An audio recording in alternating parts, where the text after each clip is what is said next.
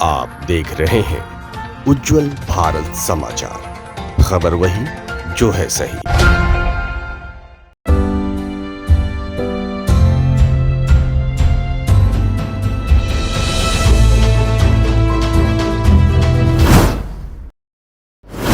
Ground था, चौपाटी नाम की चीज ही नहीं थी।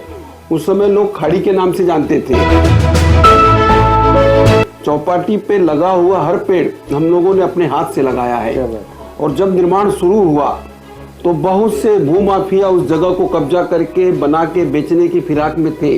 बहुत सा अतिक्रमण वहां पर हुआ, इससे भी सामना करना पड़ा, उन लोगों को हटाया गया। मीरा भाईंदर के पहले ओपन एयर जिम का निर्माण मैंने कराया। एक अखाड़े का भी निर्माण हुआ है कि जो मीरा भाईंदर का एकमेव अखाड़ा है जो चौपाटी पर है। चौपाटी पे एक अंतिम विधि का भी भवन बना हुआ है।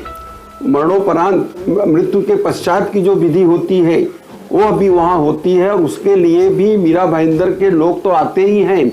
आसपास के बोरीवली, वसई, विरार से लोग वहाँ आते हैं। आज हमारा जो प्रभाग है, प्रभाग नंबर 2, इसमें जो जेसल पार्क सबवे बना हुआ है वह भी बहुत बड़ी जरूरत थी। रेलवे फाटक बंद हुआ तो लोगों के आने जाने की सुविधा नहीं थी ईस्ट से वेस्ट में।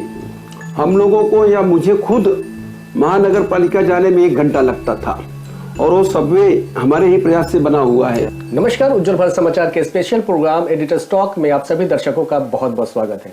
दोस्तों, जैसा कि आप सभी जानते हैं कि हमारा एडिटर्स टॉक जो शो है उसमें हम अलग अलग जो पर्सनालिटीज़ होते हैं वो हर एक क्षेत्र के, चाहे वो पॉलिटिक्स से हो, चाहे वो मेडिकल फील्ड से हो, चाहे एडवोकेट हो, चाहे सीए हो, चाहे सोशल वर्कर हो, हम उनका तारुफ आपसे कराते हैं और जानते हैं उनके विषय में और उनके लाइफ के विषय में। तो इसी कड़ी में आज हम आपसे रूबरू कराने जा रहे हैं एक ऐसे शख्सियत की जो किसी परिचय के मोहताज नहीं, और पिछले 4 टर्म से वो नगर सेवक है। भाईंदर में उनका आना 1996 में हुआ। 96 में जब भाईंदर आए तो उसके बाद 2 साल उन्होंने जम के सोशल वर्क किया, जरूरतमंदों को मदद पहुंचाया, हर तबके के लोगों के पास जाकर उनकी ज़रूरत के अनुसार उनके लिए मदद पहुंचाई। उसके बाद 98 में वो पॉलिटिक्स में आए और बीजेपी ज्वाइन किया। ज्वाइन करने के बाद पार्टी के लिए काम करते रहे, लोगों के लिए काम करते रहे, और 2002 में वो पहला इलेक्शन लड़े कॉरपोरेटर का मीरा भाईंदर महानगर पालिका में। और उसके बाद से लगातार लोगों ने उनको जीत दिलाई, उनको प्यार दिया, वो इसलिए क्योंकि वो खरे उतरे हैं यहाँ की जनता के ऊपर और बहुत सारा ऐसा काम किया। और उसी शख्सियत के से हम आपको रूबरू कराने जा रहे हैं जिनका नाम है मदन सिंह। सर, सबसे पहले उज्जवल भारत समाचार में आपका बहुत बहुत स्वागत है। मदन सिंह जी, मैं चाहूँगा कि हमारे दर्शकों को 2 शब्द जरा अपने विषय में। सबसे पहले मैं उज्जवल भारत की टीम को बहुत बहुत धन्यवाद देता हूँ। उन्होंने मेरा इंटरव्यू लेने की सोची। आज मीरा भाईंदर में उज्जवल भारत चैनल काफ़ी लोकप्रिय है, लोगों के बीच जाना जाता है, और सही खबरें और मीरा भाईंदर के बारे में पूर्ण जानकारी आप देते हो, इसलिए आपको बहुत बहुत धन्यवाद। सर, चलिए अब बात शुरू करते हैं, क्योंकि बिगुल फूका जा चुका है यहाँ पे अपने मीरा भाईंदर महानगर पालिका का चुनाव। पूरे महाराष्ट्र का जो नगर पालिका का चुनाव वो शुरू होगा। तो सर, एक चीज़ बताइए कि 2002 में जब आपका पहला टर्म रहा, उस समय से लेके अभी तक का उस समय जो परिस्थितियाँ होंगी, क्योंकि मैं आपको बता देना चाहूँगा कि इनका जो क्षेत्र है प्रभाग 2, उसमें जेसल पार्क है, आरएमपी पार्क है, राहुल पार्क है, बंदरवाड़ी है, तालाब रोड है, आशा नगर है, चंदन पार्क है, नौघा रोड, बीपी रोड, भाजी मार्केट, इतना सारा, इतना बड़ा इनका एरिया है। और यहाँ पे काम करते रहे, हर क्षेत्र में जाके हर अपने जो भी इनका क्षेत्र है काम किया। सर, उस समय का परिस्थिति और अभी का परिस्थिति मैं चाहूँगा थोड़ा दर्शकों को बताएं। जैसे आप लोगों को पता हो कि 2002 में यहाँ महानगर पालिका बनी, उसके पहले नगर परिषद थी, और जब नगर परिषद थी तो ये भाईंदर जो है, समस्याओं का नाम ही भाईंदर था। अच्छा। बम्बई के लोग या आसपास के लोग भाईंदर में आना नहीं चाहते थे। भाईंदर में उस समय समस्या ही समस्या थी, कोई समाधान था ही नहीं। न यहाँ सड़कें थी, न गटर था, न पानी की व्यवस्था थी, न लाइट की व्यवस्था थी, न तो कोई सुविधा थी। जी जी। 2002 में जब महानगर पालिका बनी और 2002 में मैं पहली बार चुनाव जीता, उसके और आज के भाईंदर, उस समय के भाईंदर में जमीन आसमान का अंतर है जी। उस समय लोग भाईंदर आना नहीं चाहते थे, और आज भाईंदर में लोग आ नहीं सकते। ये परिस्थिति हो गई है। सर आपने सही बोला, क्योंकि मैं उस समय अभी 10 साल पहले की बात है, अंधेरी में रहा करता था। तो मैं जैसे आप आसपास की बातें होती थी तो कोई बोलता था मैं मीरा भाईंदर से हूँ, तो लोग बड़ा ही अजीब तरीके से देखते थे, ये एकदम कहाँ से चला आया। अजीब तरीके की बात मैं बताऊं कि जो भाईंदर है ये पहले 5 गांव हुआ करता था। पूर्व में नवगढ़, बंदरवाड़ी, खारी गांव, घोड़देव, वेस्ट में भाईंदर गांव और मीरा गांव। तो उस समय की भाईंदर की ये परिस्थिति थी कि जो भाईंदर के जो यहाँ के लोकल आगरी कोली लोग हैं उनकी शादी ब्याह बोरीवली, वसई, नायगांव या भिवंडी होती थी। तो उस समय जो भिवंडी, बोरीवली या वसई के लोग थे भाईंदर में अपनी लड़की भी नहीं देते थे। अच्छा, कि यहाँ की असुविधा में हमारी लड़की कैसे जिएगी, ये भाईंदर का हाल है।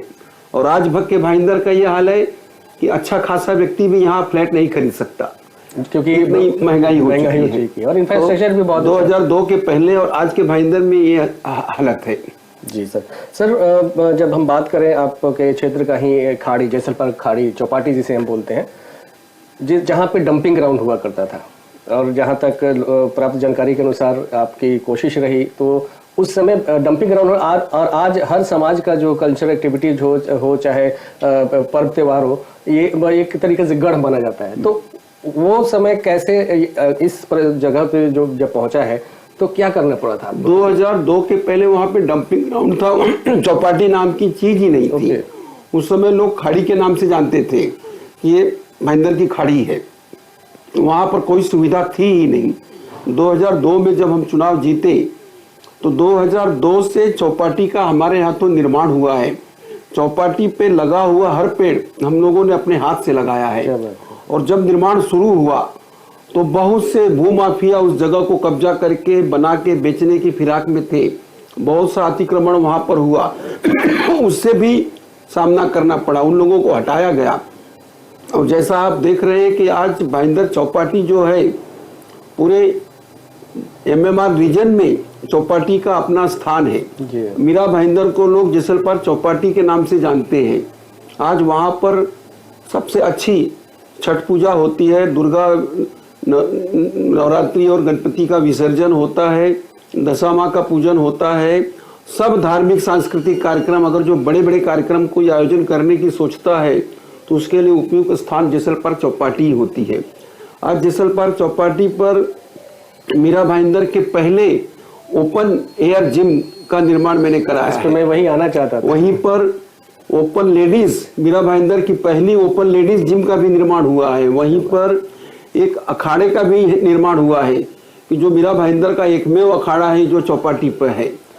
आज जैसलमेर चौपाटी पर आप जाएंगे तो सुबह 5 बजे से लेकर रात को 12 बजे तक हजारों लोगों की संख्या में लोग वहाँ पर उपस्थित रहते हैं।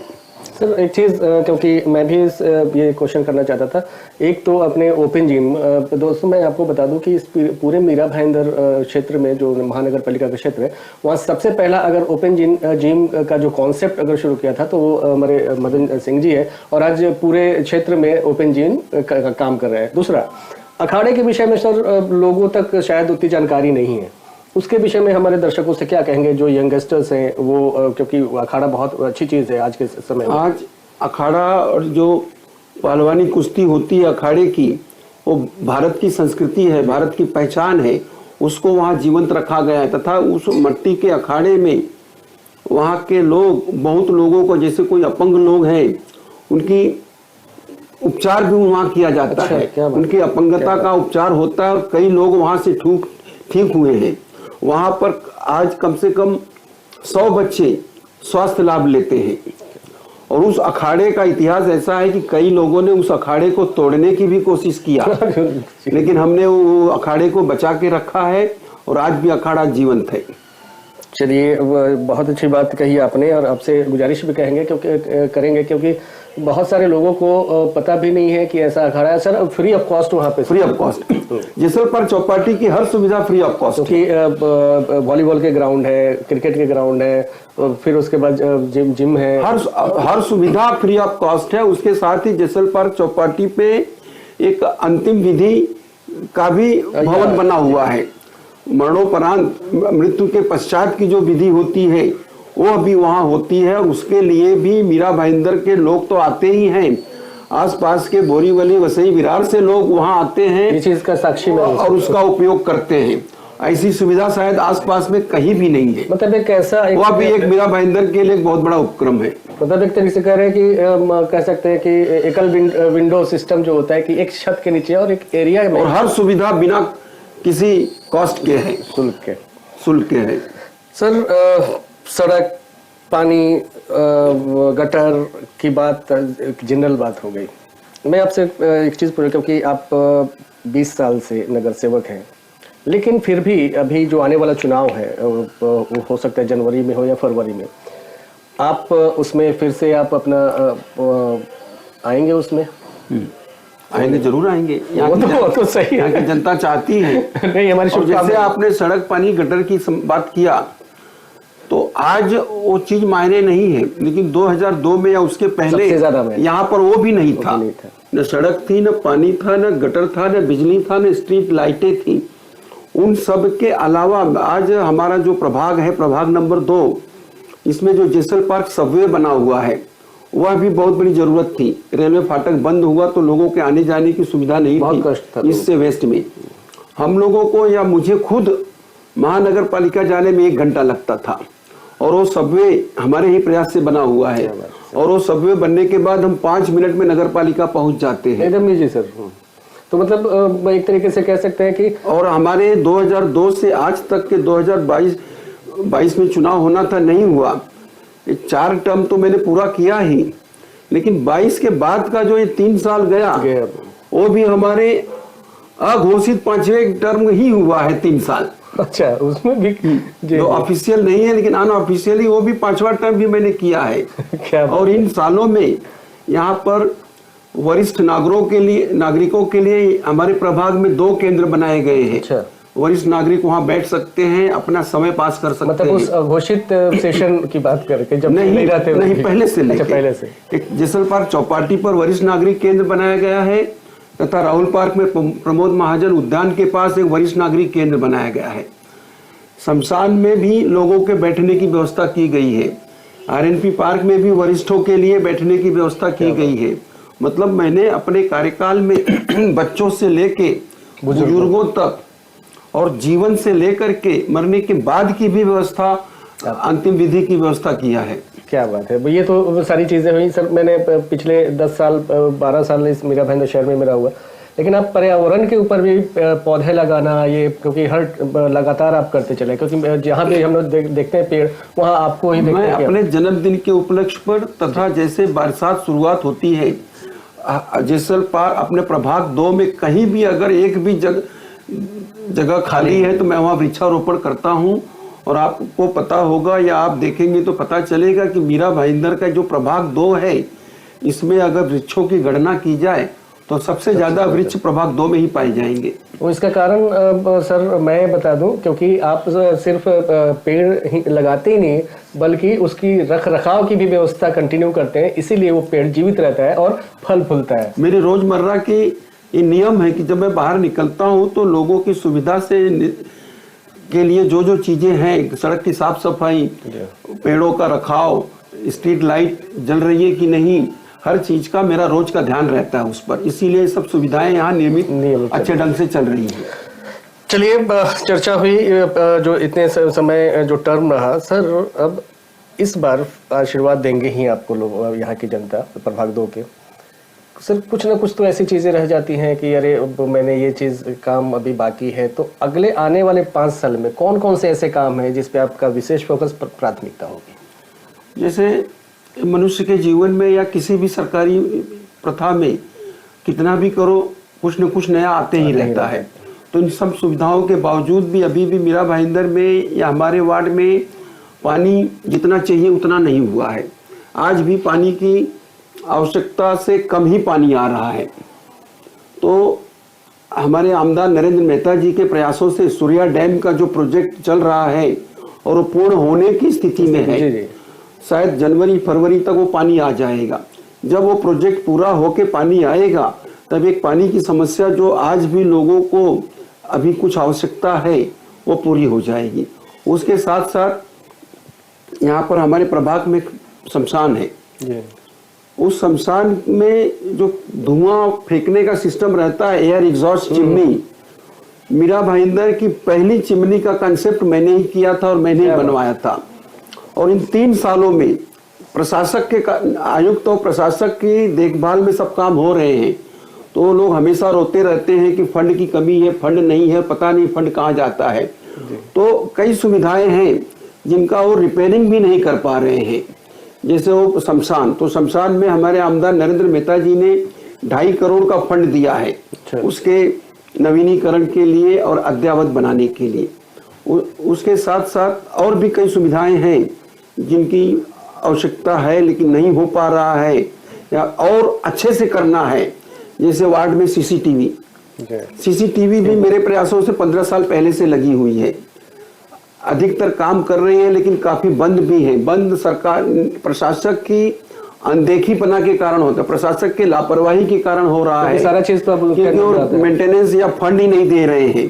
तो इस चुनाव के बाद जैसे पूरे वार्ड में जहां भी सीसीटीवी बंद है या नहीं है वहां सीसीटीवी लगवाना, बंदरवाड़ी शमशान का नवीनीकरण करना और भी गार्डन वगैरह में जो सुविधाएं हैं लोगों को जरूरी है नहीं हुई है उनकी भी पूर्ति करना है, वो सब मैं करूंगा। और सबसे बड़ी समस्या हमारे प्रभाग की है पुराने बिल्डिंगों के रीडेवलपमेंट का।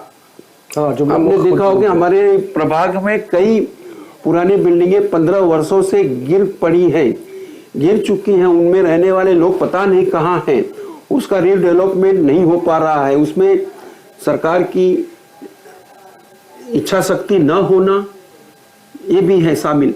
तो इस चुनाव में जीतने के बाद मैं इस प्रभाग की जो रीडेवलपमेंट की समस्या है हमारे आमदार नरेंद्र मेहता जी के का सहयोग लूंगा और उनके सहयोग से अगर मीरा भाईंदर महानगर पालिका से नहीं हो सका तो मंत्रालय से फडणवीस जी का सहयोग लेकर के रीडेवलपमेंट कैसे सुगम होगा और कैसे सबको अपना घर मिलेगा इस दिशा में प्रयास करना बाकी है, वो भी किया जाएगा। मैं जो समझता हूँ सर आपके प्रभाग में सबसे ज्यादा पुरानी बिल्डिंग, क्योंकि ये गांव हुआ करता था, गांव से शहर बसा हुआ है। तो उस समय कोई प्लान नहीं था और अब शहर बहुत बढ़ चुका है, आबादी बढ़ चुकी है, तो रोड को चौड़ाकरण करने की जरूरत है।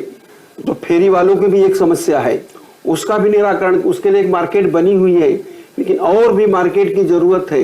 पार्किंग की समस्या है, तो लोगों को पार्किंग लॉट भी देना है कि जहां लोग अपनी गाड़ियां पार्क कर सके और रोड से पार्किंग लगी हुई गाड़ियां दूर हो सके। तो इन सब बातों का मुझे ध्यान है और अब अगले टर्म में इन सब चीजों को समाधान देना है। अच्छी बात है सर, क्योंकि काम अभी भी बहुत करना बाकी है इनका। सर एक चीज और जो यहाँ की आप कह सकते हैं कि ट्रेडिशनल है, ये इलाका कोली लोगों का है, ज्यादातर रहते थे। तो कोली का अभी उनका क्या हुआ है कि उनके लिए क्या किया है आपने? कोली बस्ती यहाँ बहुत पहले यहाँ कोली बस्ती ही थी, बिल्डिंगें थी ही नहीं। तो उन लोगों के लिए भी चौपाटी पर एक जेट्टी बनाई गई है जिससे वो लोग समुद्र में उतर सके। अपना जो उनका मछली, अच्छा वो ऑलरेडी बना हुआ है, वो बना हुआ है, मछली मारने का उनका व्यवसाय चलता है। उनको कुछ महीनों में मछलियां सुखाने की जरूरत पड़ती है, उसके लिए भी चौपाटी पर जगह है।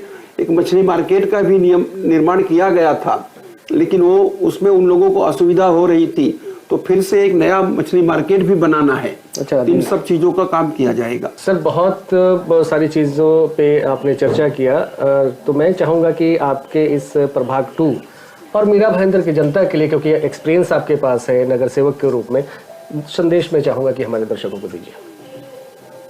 मैं यहाँ की जनता को, जो जनता देवतुल्य है, जिन्होंने मुझे शुरू से आशीर्वाद दिया है, मैं जैसे आपको बताना चाहूँगा कि पहली बार चुनाव भी मुझे यहाँ के लोगों ने लड़ाया था। अच्छा, यहाँ के लोगों ने ही मुझे उम्मीदवारी भी दिलाई थी और जिताया था, और तब से अब तक उनका आशीर्वाद मिलता है।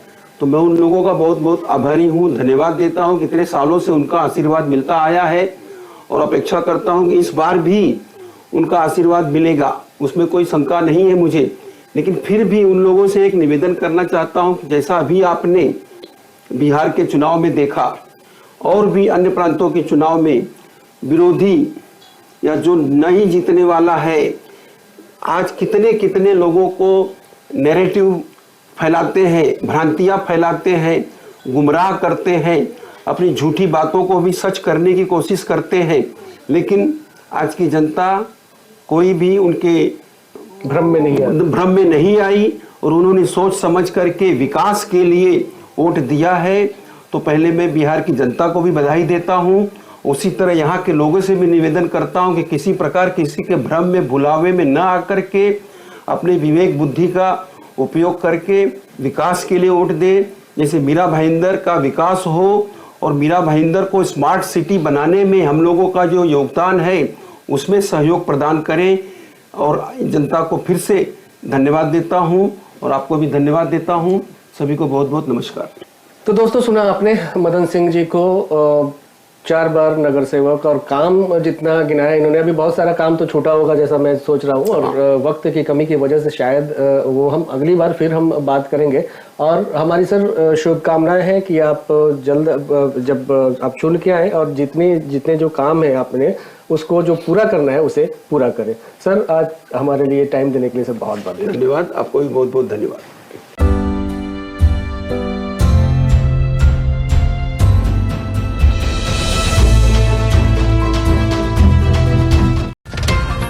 आप देख रहे हैं उज्जवल भारत समाचार, खबर वही जो है सही।